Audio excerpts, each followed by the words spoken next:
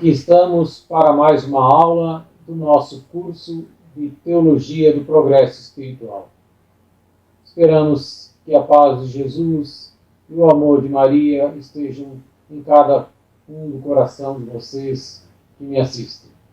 Iniciemos então com a nossa oração ao Espírito Santo.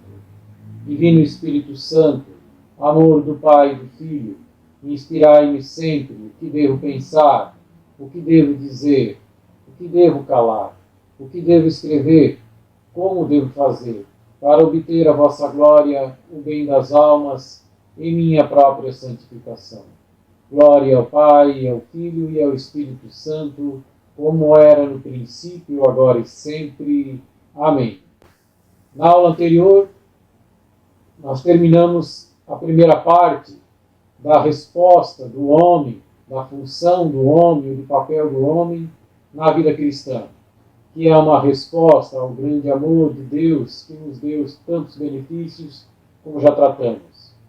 Hoje iniciaremos a segunda parte, que trata da santificação do homem pela multiplicação dos atos meritórios, pela multiplicação da realização de atos deiformes, atos que estejam conforme a vontade divina.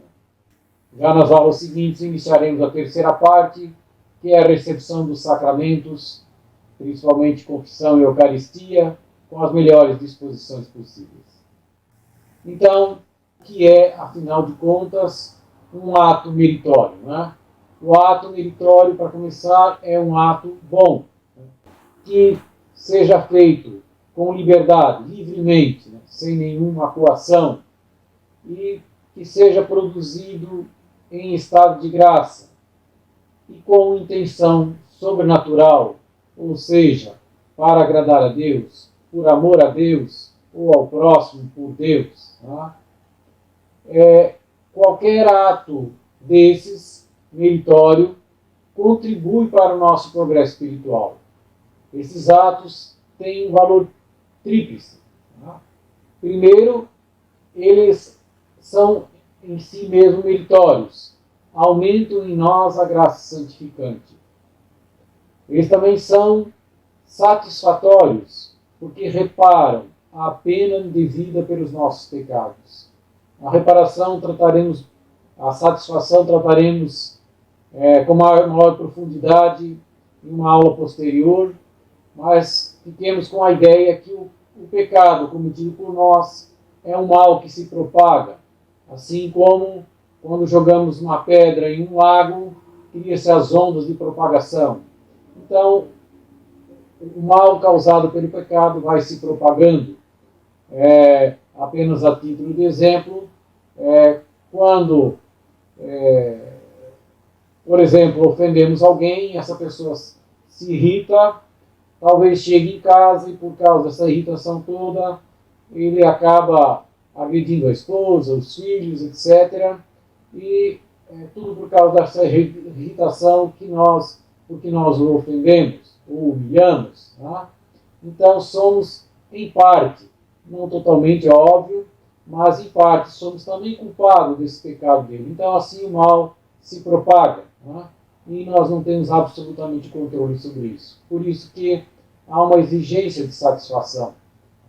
Por fim, todos esses atos bons, feitos livremente, em estado de graça e com intenção sobrenatural para agradar a Deus, eles também carregam em si um pedido. Eles são impetratórios. Né? Esse pedido pode ser implícito ou explícito.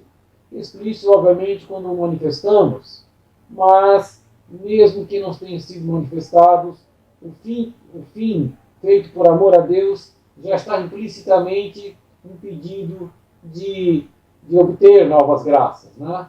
De progredir na santidade, na fé.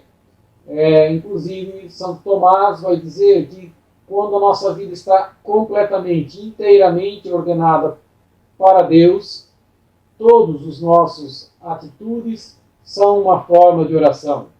Daí é que às vezes se extrai aquela distorção que as pessoas vão dizer que o trabalho é também oração. Isso é, de fato, verdadeiro, apenas quando se atinge esse nível de perfeição de que nossa vida esteja completamente ordenada para Deus. Ou seja, já tenhamos já morrido para nós mesmos. Né? Tudo que produzimos é para a glória de Deus.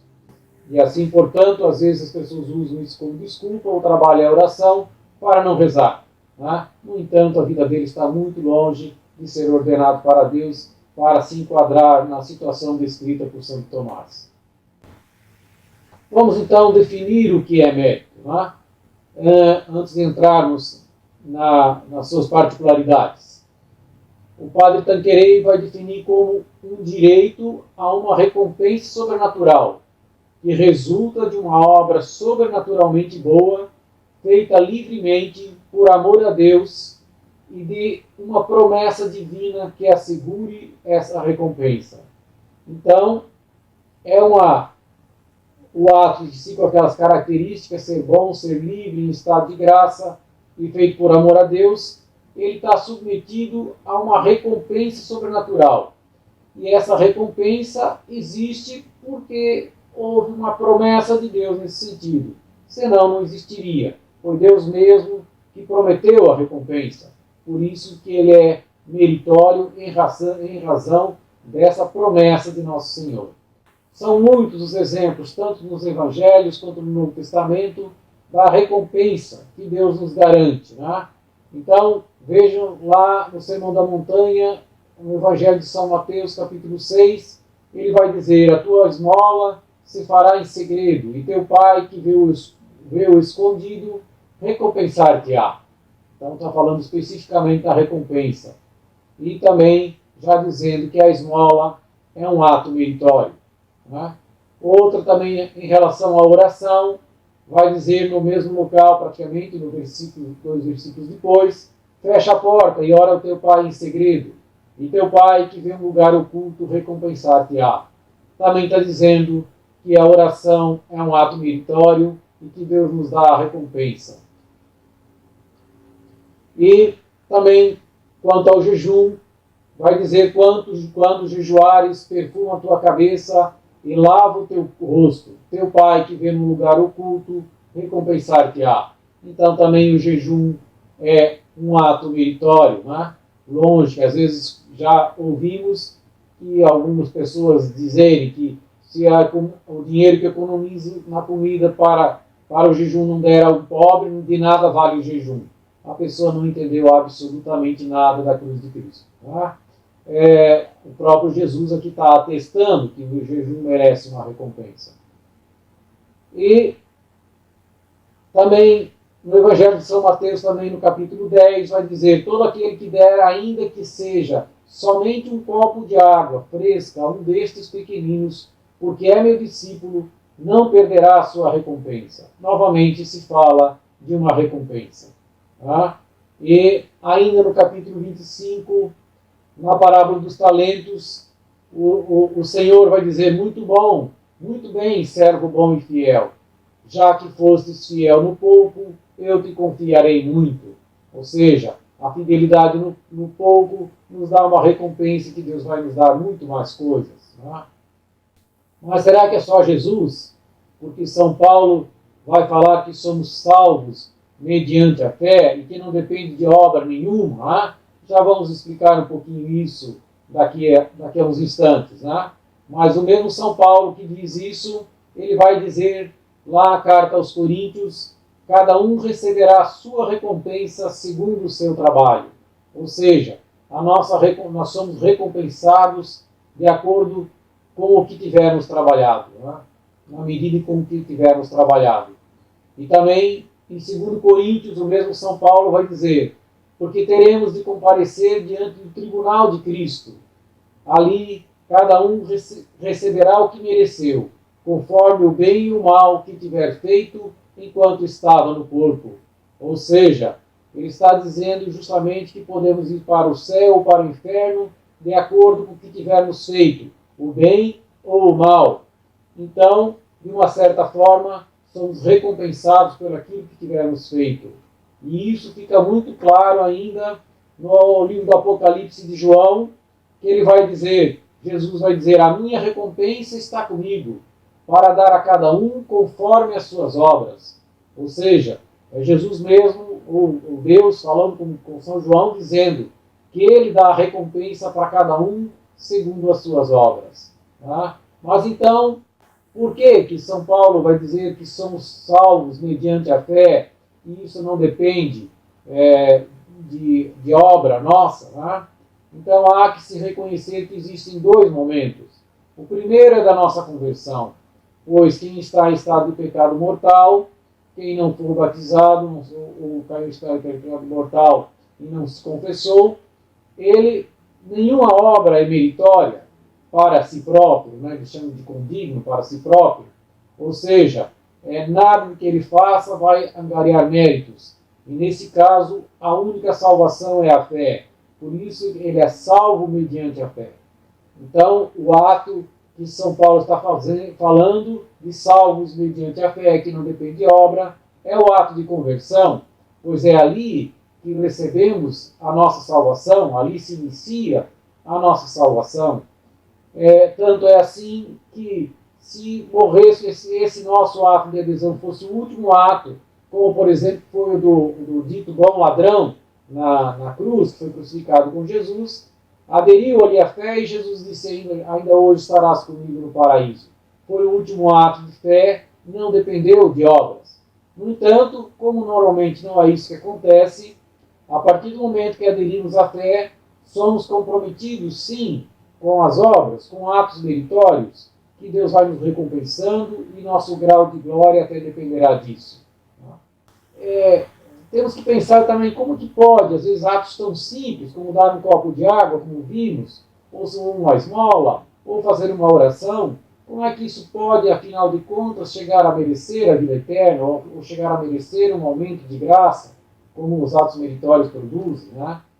Temos que convir que esses atos meritórios sempre são o resultado de uma cooperação entre nós e Deus. Tá? E a principal parte sempre cabe a Deus, a nosso Senhor Jesus Cristo, a habitação do Espírito Santo na alma, a trindade na nossa alma. Né? E ao nos recompensar, ao nos coroar esses méritos, nos dando uma recompensa, Deus acaba coroando os seus próprios dons, aquilo que Ele colocou em nosso coração. Então é por isso que Ele em final de contas, muito mais é o próprio mérito de Deus que estamos merecendo naquele momento. Né? Deus é a causa principal, é a causa primária dos nossos méritos. Né? São Paulo ainda vai dizer em 1 Coríntios, tenho trabalhado mais que todos eles, não eu, mas a graça de Deus que está comigo. Ou seja, é a graça que impulsiona. Nós somos meros colaboradores, o simples livre-arbítrio de dizer sim, quero colaborar. Afinal de contas, se tenho a inspiração de rezar por alguém e não o rezo, essa pessoa não recebe essa graça. Ou seja, o meu mérito está em colaborar, tenho inspiração e rezo e oro e a pessoa recebe a graça. Tá? Então a nossa livre vontade que adere às moções divinas e opera sob o influxo da graça, torna-se assim uma causa secundária do mérito. A causa primária é o próprio Deus, e nós, pela moção da graça, respondendo a essa moção com generosidade, somos causa secundária. É justamente por essa razão que já o Concílio de Trento, lá no século XVI, vai dizer que a vida eterna é a um só tempo, ao mesmo tempo, graça prometida misericordiosamente por Jesus Cristo, que nos restaurou, e recompensa, que em virtude da promessa de Deus é fielmente concedido às boas obras e aos atos meritórios. Então, nossa salvação é graça e recompensa. Estabelecido essas premissas, que recebemos recompensas por cada ato meritório, ato deiforme, feitos segundo a vontade de Deus, existem certas condições que concorrem, que ajudam a produzir os atos meritórios serem mais meritórios ou menos meritórios. Né? Essas condições, obviamente, vêm de Deus e de nós mesmos, né? Como já vimos. Mas Deus sempre é muito liberal quanto às suas graças e seus dons. Então, com Ele sempre vamos poder contar. Então, essa atenção do que faz aumentar esses atos meritórios para nos merecer mais, deve estar atento, deve se direcionar para nós mesmos a atenção. Né? E ela se divide em duas partes. Primeiro, por parte da própria pessoa que merece, e a outra da obra em si mesmo, da obra meritória em si mesmo, como ela pode influenciar a quantidade de recompensa prometida por Jesus. O primeiro, então, quanto à pessoa que merece, a nós, digamos, que vamos praticar, existem 4 situações que podem fazer aumentar o mérito. Né? Primeiro, é o grau de graça habitual, de caridade que a pessoa possui. Em igualdade de circunstâncias, né? Uma pessoa santa, mais unida a Jesus Cristo, que tem mais caridade em si, ela faz as coisas com mais fervor e acaba merecendo mais também. Por isso que muitas vezes as pessoas santas, muitas vezes não, quando as pessoas santas rezam, oram, normalmente recebem aquilo que pedem, né? Porque elas têm um mérito muito maior. Tá?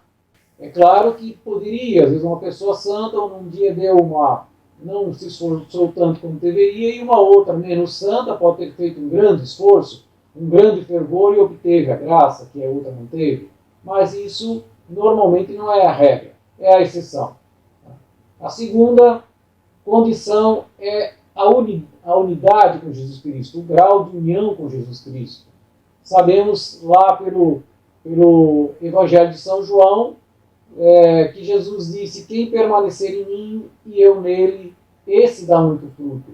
Então, quanto mais perto estamos da fonte, quanto mais unidos estamos ao tronco, né, desse corpo místico, ao tronco e aos ramos, né, vamos comparar, mais absorvemos a seiva do amor divino, a seiva do Espírito Santo, e com isso mais graça recebemos. Então, quanto mais unidos estamos a Deus, mais méritos também obtemos. A terceira condição é a pureza de intenção. Tá? Se nós quisermos que as nossas obras sejam meritórias, é preciso ao máximo, né, a pureza de intenção, atual e mais perfeita possível. Tá? A intenção é o mais importante em nossos atos. Né? Jesus vai dizer tantas vezes, né, da hipocrisia dos fariseus que rezavam nas praças públicas para serem vistos pelos homens, e vai dizer: já receberam sua recompensa. Ou seja, gozaram do estima dos homens que eles queriam, né, de aparentar aquela piedade. Né? Ou seja, a intenção deles era muito mais para se enobrecerem do que para a glória de Deus. Então, o olho é o que ilumina e dirige a nossa finalidade, ou seja, a intenção é um dos elementos mais importantes do ato meritório. Quanto mais pura for essa intenção, quanto mais direcionada para a glória de Deus e a salvação das almas, mais meritória será. E essa pureza de intenção podemos dividir em 3 elementos, em 3 partes. Né? Primeiro, que elas realmente sejam feitas por amor a Deus. Tá? A caridade sempre deve estar acima de tudo. Se tiver, às vezes, uma outra intenção misturada, já diminui o mérito. Outra coisa é que essa intenção pode ser múltiplas também. Às vezes, um mesmo ato, por exemplo, vou obedecer ao meu superior porque amo a Deus e quero obedecer, e também porque quero exercitar a minha humildade, né? Quero me mortificar. Então, aí temos 2 intenções. Então, elas multiplicam seus atos meritórios de acordo com essas intenções, quando há múltiplas intenções. Tá? E também, em relação à intenção, é preciso sempre explicitar e atualizar essa intenção. Por quê? De um modo geral, as nossas ideias mudam muito e às vezes nos satisfazemos com as próprias obras. Muitas vezes começamos, por exemplo, a levar o amor de Deus para um asilo, para os velhinhos, e pregando a palavra de Deus, e levando o nosso carinho, o nosso amor, o nosso afeto para com eles. No entanto, aquilo Deus nos recompensa, acabamos gostando muito daquilo, tá? E acaba que pode ser que dali a algum tempo estamos indo lá por causa da recompensa e não pela glória de Deus. Queremos é sentir aquele gozo que Deus nos dá, aquela paz interior que Deus nos dá e já se miscuiu, já se misturou uma intenção pura. Então é preciso muito atualizar. Senhor, que seja feito tudo por Tua glória, por Teu amor. Tá? É mais ou menos como um barco que parte de um lugar com destino a outro. O timoneiro tem que corrigir a sua rota muitas vezes, porque os ventos e as marés fazem mudar o barco de rumo. E isso é muito fácil acontecer conosco. Então devemos explicitar, Senhor, que seja feita para a Tua glória somente, que não seja para o meu gozo, para o meu bem, mas que resplandeça tudo, que brilhe a Tua luz e não a minha diante dos homens. O quarto aspecto que vai aumentar os nossos méritos é a intensidade ou fervor da ação. Tá? Quanto mais fervor, mais entusiasmo, mais energia colocamos naquela ação, maior é o mérito. Então, se for mais assim, dificultoso, inclusive, mais esforço exige, maior é o mérito. A segunda parte agora, não mais em relação ao sujeito, mas à obra em si mesma, né? Ao próprio ato meritório. Assim, um ato praticado pelas virtudes teologais, pela fé, esperança e caridade, normalmente, claro, que depende das outras condições, do fervor, da intenção, etc., como já colocados, mas normalmente será mais meritório. A caridade está acima de tudo, sempre. Também, para certas ações, a quantidade, né, pode influir o mérito. Então, duas pessoas com a mesma condição financeira, por exemplo, se uma faz uma doação de R$10 e a outra faz uma doação de R$1.000, obviamente o esforço que a pessoa fez para doar R$1.000, se tem a mesma condição financeira, a mesma situação, é muito maior e por isso há maior mérito. Então, por isso que Jesus vai dizer à viúva que deu 2 moedas, que tirou da sua própria subsistência, deu muito mais que aquele rico que deu do que lhe sobrava, que não fez praticamente esforço nenhum, tá? Apesar de que se desapegou um pouquinho da riqueza, também teve algum mérito, mas ela tirou daquilo que lhe faltava, então é muito mais meritório. Depois até falamos um pouco, tá? Em relação ao ato, é a dificuldade do ato. Tá? Quanto mais esforço, mais graça obtém. Isso é interessante, vemos muitas vezes como as pessoas que fazem atos heróicos recebem grandes graças do Senhor. Tá?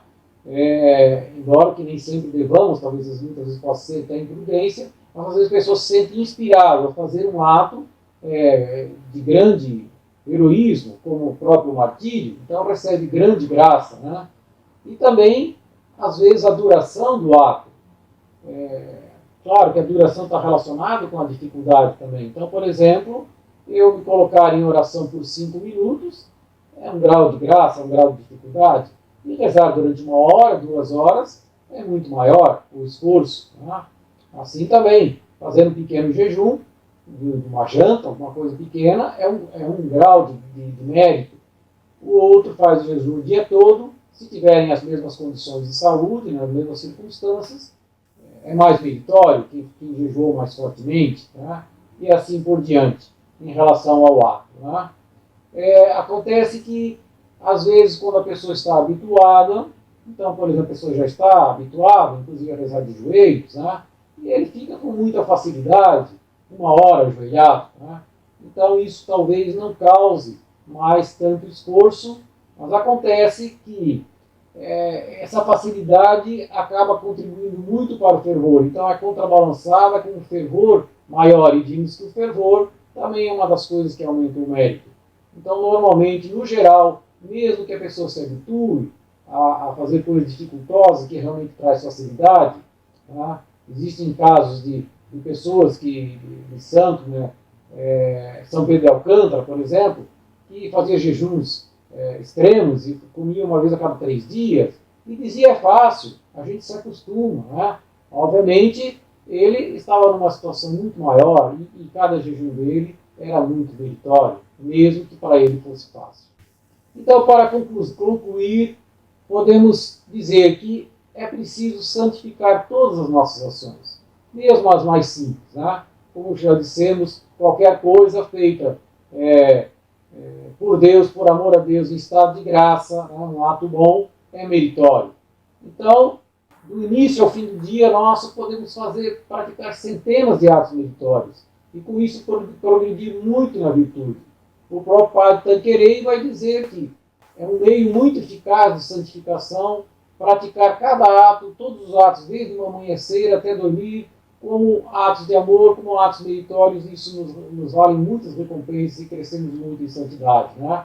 Então, desde as orações, mas também na própria oração, durante ela, por exemplo, repelir as distrações, ou trabalhar com afinco, por amor a Deus, evitar palavras pouco caridosas, prestar favores para alguém, prestar favor, claro, estou falando de ato bom, né?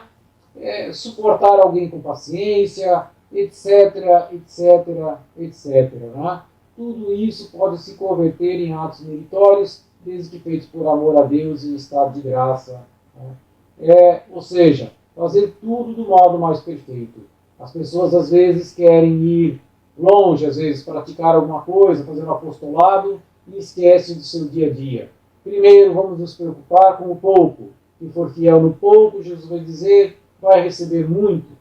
E esse pouco é o nosso dia a dia, no nosso trabalho, na nossa casa, na nossa escola, nos ambientes que frequentamos.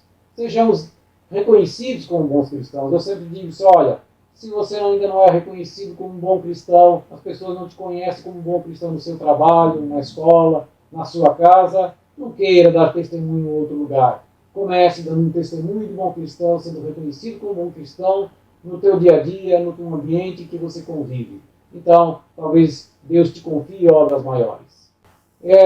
Então, não há meio mais eficaz e mais prático e também mais ao alcance de todos do que santificar, sobrenaturalizar cada uma dessas nossas pequenas ações. E com isso ganhar muita graça. Né? E, então, um jeito bom de fazer, prático de fazer isso, é antes de cada nova ação, recolher-se um instante, poucos segundos, né? Oferecendo aquele ato por amor a Jesus. Renunciar também, nesse momento, a cada interesse pessoal, né? De obter vantagem com aquilo, entregá-lo para a glória de Deus. Né? Qualquer interesse ruim que pudesse estar se misturando, renunciar nesse momento. E unir-se. Senhor, vem fazer comigo, vem trabalhar comigo, vem orar comigo, vem se alimentar comigo. Então, fazer tudo, nós vamos falar mais para frente do exercício da presença de Deus, um exercício muito bom. Né? Ele, modelo mediador, vem auxiliar a nossa própria incapacidade. E também oferecer a ação por meio dele. Eu te ofereço por ti, por Cristo, com Cristo e em Cristo. Fazer com ele, por ele e nele. E com isso tudo, vamos agariando muitas graças. Tá? Sobre o mérito, é isso que tínhamos para comentar. Agradeço a atenção de todos. Seja louvado nosso Senhor Jesus Cristo e salve Maria, nossa mãe. Muito obrigado.